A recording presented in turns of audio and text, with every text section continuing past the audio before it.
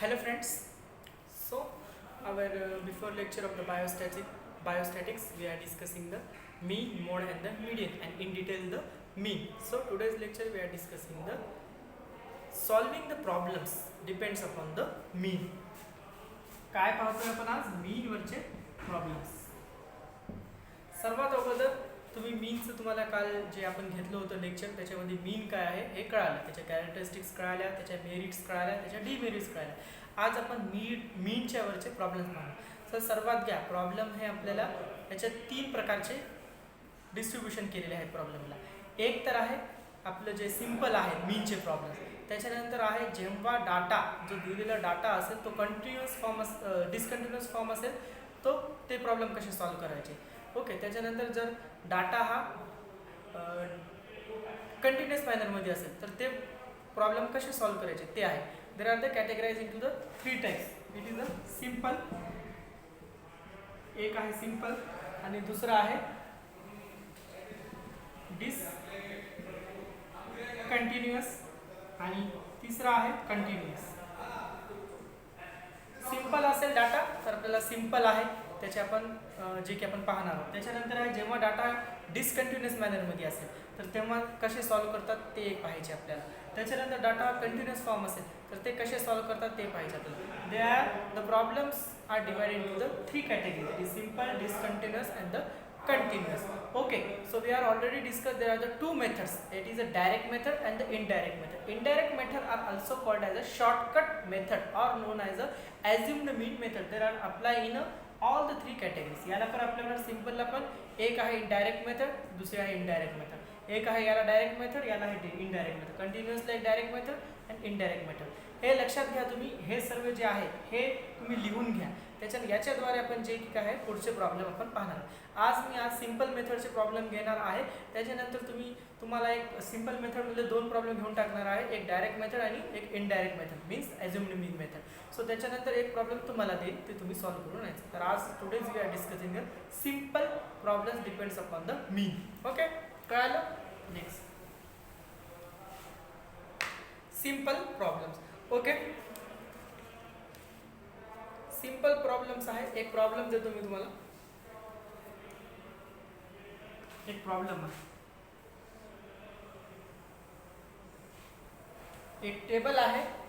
तर त्या टेबलमध्ये calculate the mean from the following data. Question आहे calculate the mean from the following data and the data are in given below. तर first आहे roll number आणि marks. Roll number आणि marks.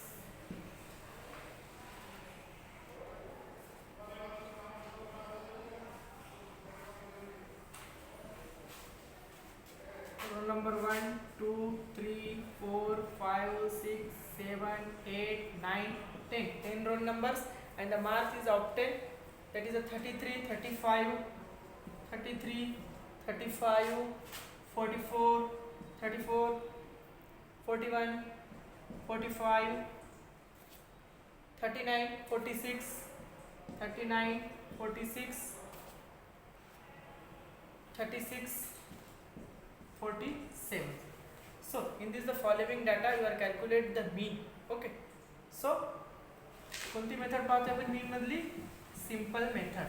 आणि we are already discuss that are the 2 methods for the solving the mean. That is a direct method and the indirect method or known as the indirect method is a assumed mean method or shortcut method. लक्षात घ्या प्रश्न येऊ शकतो परीक्षेमध्ये. Calculate the mean as a assumed mean method, shortcut method और indirect method. Okay, याला 3 नाव आहेत.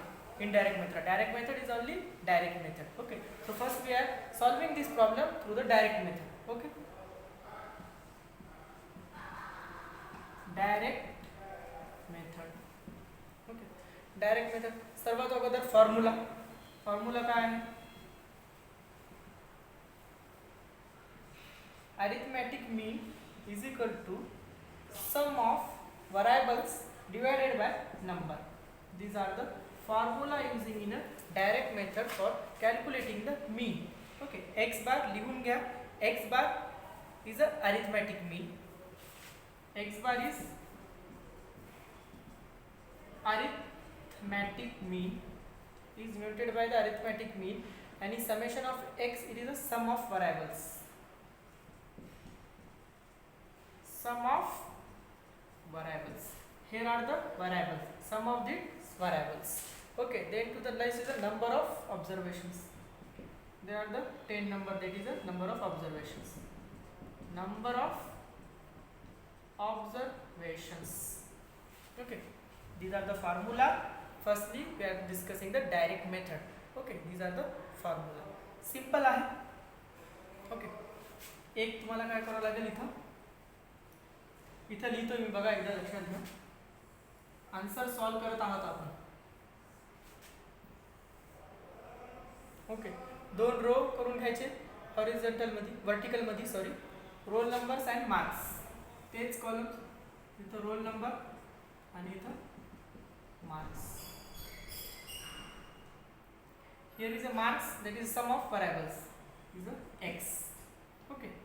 तर याच्यात किती आहे? रोल नंबर 10 आहे. 1 2 3 4 5 6 7 8 9 10. इथं values 33 35 44 34 41 45 39 46 36 47. And here is a total. Roll number are the 10. Means the number is 10. Number is 10. Number of observation that is a tens. That त्याच्यानंतर जे आहे summation of x. Sum of variables. There are the variables. तर याच्यामध्ये आपल्याला plus plus plus add करून जावं लागेल. Addition करावे लागतील आणि त्याचा टोटल किती येतो करून पहा. 400. ओके. व्हॅरिएबल्स किती आहे? Sum of variables. Total of that sum of variables that is a 400. Sum किती आला त्याचा? 400 आला. इथं आपल्याला व्हॅल्यू भेटले, एन इज अ व्हॅरिएबल्स भेटलं आणि त्याच्यानंतर काय आहे सम ऑफ व्हॅरिएबल्स भेटलं. ओके. मग ते आपल्याला इथं फॉर्म्युला दिलेला आहे, त्या फॉर्म्युल्यामध्ये पुट करूत आपण. ओके. सम ऑफ व्हॅरिएबल्स किती आलं? 400 divide by the number of the observation that is a 10 and x is a arithmetic mean. So mean किती येतो मग त्याचा? 10 cut that is a 40. Okay. X bar is 40.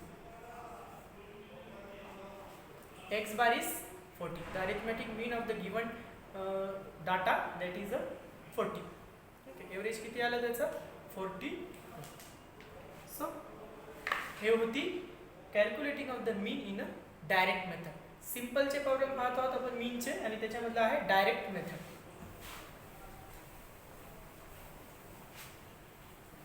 So in simple method another method आपण सांगितलेली होती.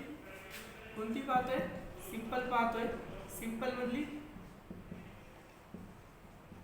Okay.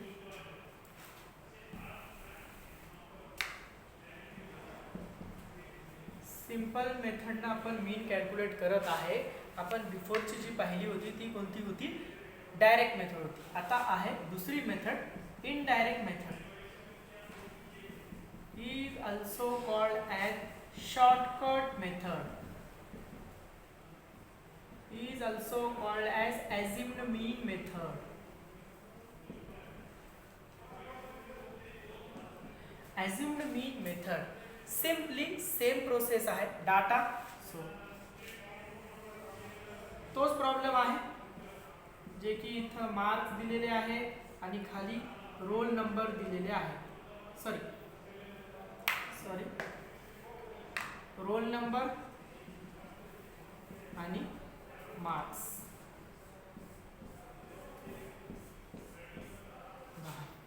1 2 3 4 5 6 7 8 9 10 आणि marks obtain तेच आहेत. 33 35 44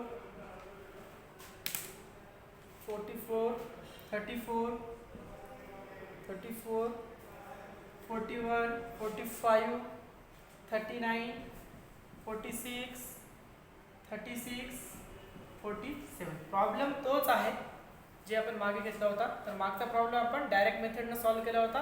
हा जो प्रॉब्लेम आहे आपण इनडायरेक्ट मेथडनं सॉल्व्ह करणार आहे. मीन्स द ॲझ्युम्ड मीन मेथडनं सॉल्व्ह करणार आहे. तर याचा फॉर्म्युला काय आहे? फॉर्म्युला लक्षात घ्या. फॉर्म्युला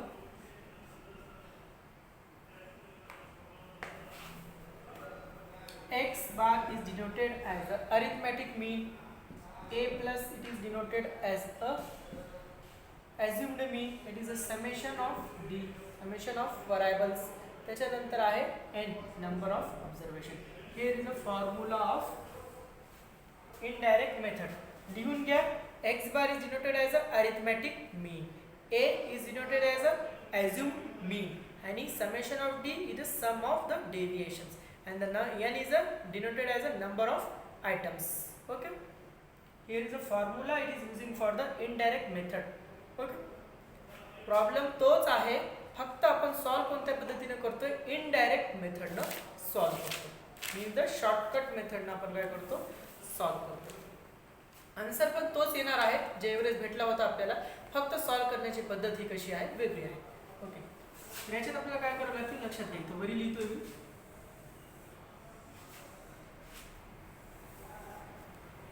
याच्यात आपल्याला 3 रो करावे लागतील. ओके, हा क्वेश्चन सॉल्व करण्यासाठी आपल्याला काय करावं लागतील, 3 रो करावे लागतील. 1 मिनिट होल्ड. दिसतोय का आता, 3 रो करावे लागतील. तर त्या 3 रो मध्ये काय करावे लागतील, एक तर आहे रोल नंबर, आणि दुसऱ्यामध्ये जे असणारे मार्क्स जे की आपलं x आहे, आणि त्याच्यानंतर आहे assumed mean, assumed mean जे की assumed mean आहे, आणि it is denoted by the d. तर याचा फॉर्म्युला असेल x a, जे की आपण assumed mean घेणार आहे. हे x येणार आहे, तर इथे व्हॅल्यूज लिहून घ्या. 1 2 3 4 5 6 7 8 9 10, there are total 10. the number is a 10.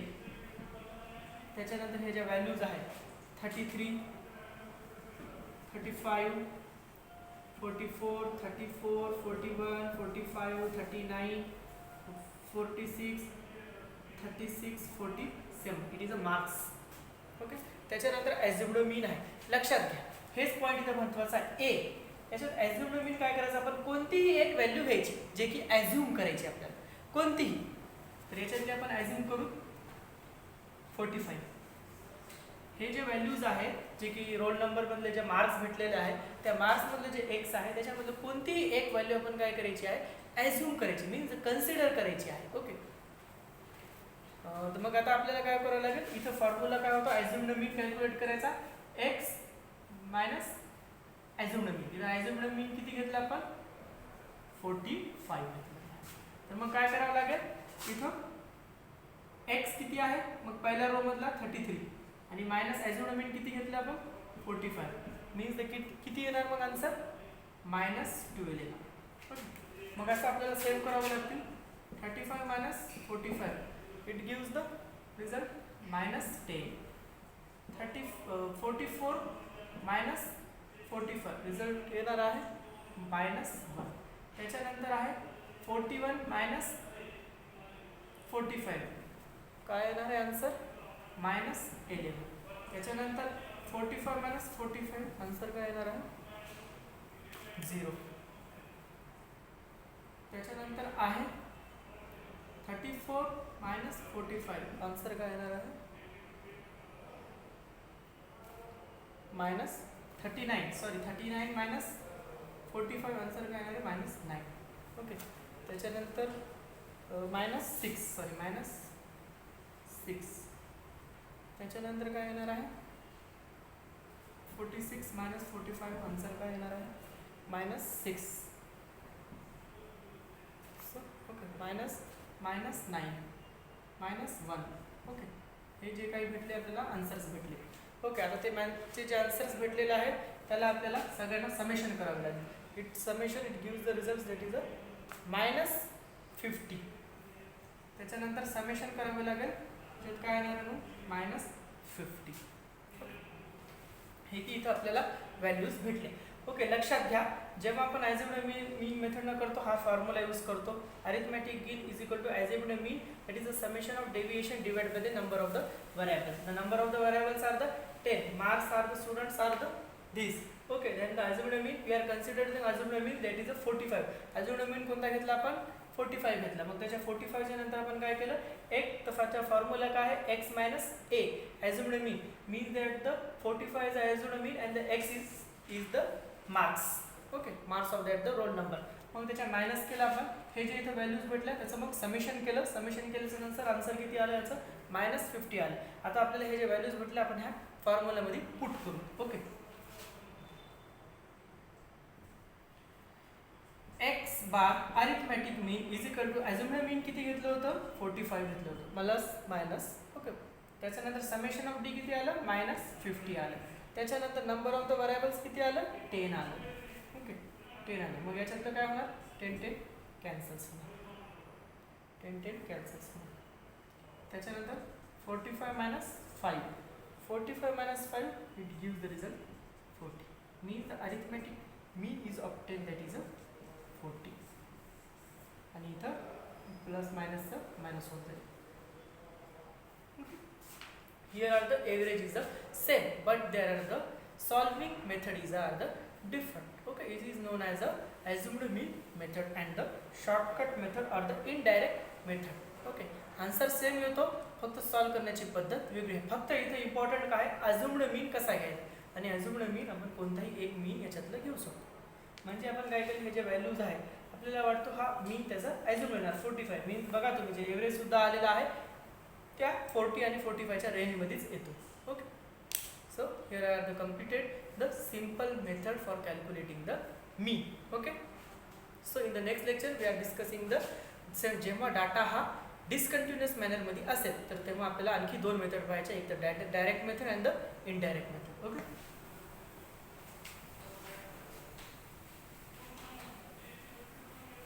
So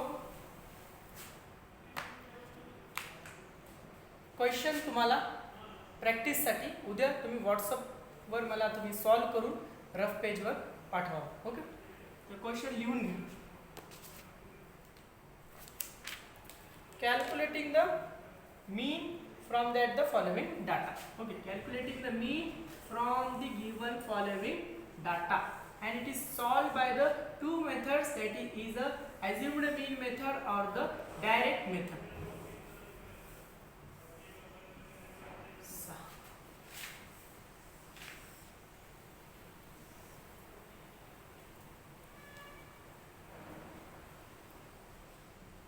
Students and its marks.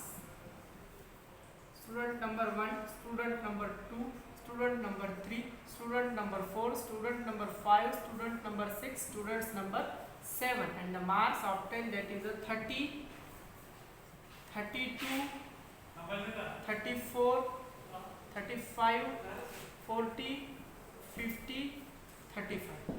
Okay, here are the question for calculating the mean by the two methods, that is a direct method and another method is that the indirect method. So solving this question and WhatsApp me on that the answer. Okay, तुम्ही उद्यापर्यंत ह्याचं answer पाठवून द्या 12च्या app. Okay, thank you for watching this video.